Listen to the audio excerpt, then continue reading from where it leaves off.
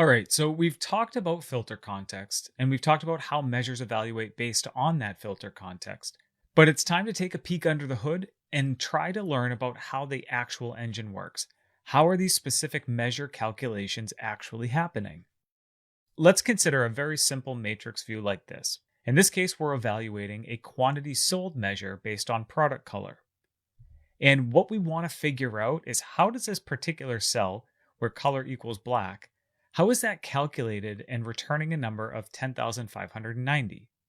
So what I'm about to show you all happens behind the scenes, and it happens instantly every time the filter context changes. So I like to think of this as a three-step process, where step one is when the filter context is detected and applied. So this is where Power BI looks at the filter context for that particular value and says, okay, I'm being asked to only care about rows where the product color in my product table equals black. And as a result, the product table then gets filtered down to the point where you're only left with rows where the product color equals black. And from there, we move into step two, which is where that filter context of product color equals black flows downstream to all of the related tables, right? If you think back to that data modeling section, right, you've got all of your one-to-many relationships, look up to data tables. That's why those relationships are so important. So if you had a model like this, where the product table was connected to two data tables, sales and returns, you would see both of those data tables filter down accordingly to only the product IDs where the product color equals black. So you would basically end up with a filtered down version of both of those data tables. And that brings us to step three, which is when the measure formula actually evaluates against the filtered table. So the measure that we're looking at here, what it's essentially doing is summing all of the values in the order quantity column within the sales data table, but not the whole sales data table.